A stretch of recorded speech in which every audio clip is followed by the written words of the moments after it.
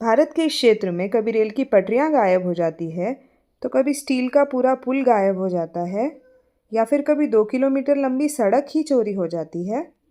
रातों रात पूरा का पूरा तालाब चोरी हो जाता है, तो कभी ट्रेन का इंजन चोरी हो जाता है। कभी एग्ज़ाम पोस्टपोन करना पड़ता है क्योंकि यूनिवर्सिटी पेपर ही छापना भूल जाती है, या फिर किसी स्टूडेंट को एग्ज़ाम में 100 में से 150 मार्क्स आ जाते हैं। अगर ये सब भी सुनने में कम लग रहा है, तो एक पूरा का पूरा पुलिस स्टेशन ही फर्जी निकलता है। इस वीडियो का मकसद बिल्कुल भी किसी प्रांत या वहाँ के लोगों का मजाक उड़ाना नहीं है। हमारा मकसद सिर्फ फैक्ट्स प्रेजेंट करना है और एक बड़े मुद्दे पर प्रकाश डालना है।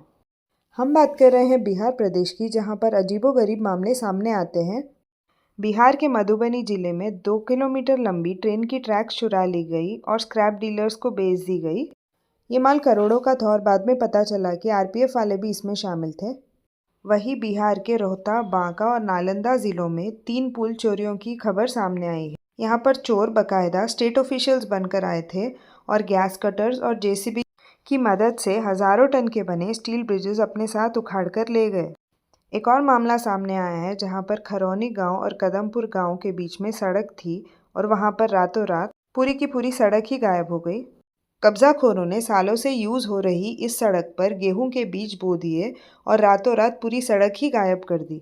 वहीं बिहार के दरभंगा जिले में रातों रात एक पब्लिक तालाब को बंद कर दिया गया और उस पर कब्जा बनाने के लिए एक झोपड़ी भी बना दी गई।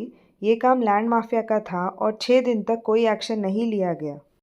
वहीं भागलपुर के टीएमबीयू यूनिवर्सिटी में एक नया मामला सामने आया है, जहां पर स्टूडेंट्स एग्ज़ाम लिखने बैठे थे और पता चला कि क्वेश्चन पेपर ही प्रिंट नहीं हुआ है, जिसके कारण एग्ज़ाम को ही पोस्टपोन करना पड़ा। वहीं ललित नारायण मिश्रा यूनिवर्सिटी दरभंगा के एक स्टूडेंट को बीए ऑनर्स के एक पेपर में 151 आउट ऑफ 100 दिए गए। वहीं बेगूसराय के रेलवे यार्ड में एक टनल खोदा गया और पार्ट बाय पार्ट कर कर पूरा का पूरा इंजन ही गायब कर दिया गया। अब आते हैं सबसे चौंकाने वाली खबर पर। बिहार के बांका में एक पुलिस स्टेशन चलाया जा रहा था जो फर्जी था, और गजब की बात तो ये है कि ये पुलिस स्टेशन असली पुलिस स्टेशन से सिर्फ 120 मीटर की दूरी पर था। हैरानी की बात तो ये है कि ये पुलिस स्टेशन 8 महीनों तक चलता रहा और कोई एक्शन नहीं लिया गया। हिस्टोरिकली बिहार एक बहुत कल्चरली रिच स्टेट है। ये महावीर, बुद्ध, चाणक्य, अशोक, आर्यभट्ट जैसे पर्सनालिटीज़ की जन्मभूमि है। दुनिया की सबसे पुरानी यूनिवर्सिटीज़ में एक नालंदा यूनिवर्सिटी यहीं पर थी। आज भी भारत को सबसे ज़्यादा आईएएस आईपीएस देने वाले स्टेट्स में से एक है। क्यों यहाँ की न्याय व्यवस्था को सुधारने के लिए स्टेप्स नहीं लिए जा रहे हैं? क्यों करप्शन को ख़त्म करने के लिए ठोस कदम नहीं उठाए जा रहे हैं? क्यों कास्ट सिस्टम को आज भी इतना बढ़ावा मिल रहा है?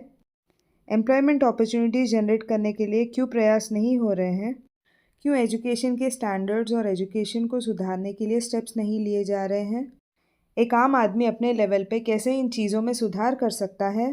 कैसे हम एक पॉलिटिशियन को उसके कास्ट या फिर उसके पार्टी को देखकर नहीं, बल्कि उसके काम को देखकर वोट दे सकते हैं? इन सब टॉपिक्स पे हमें सोचना होगा और डिसाइड करना होगा कि हम चेंज कैसे ला सकते हैं।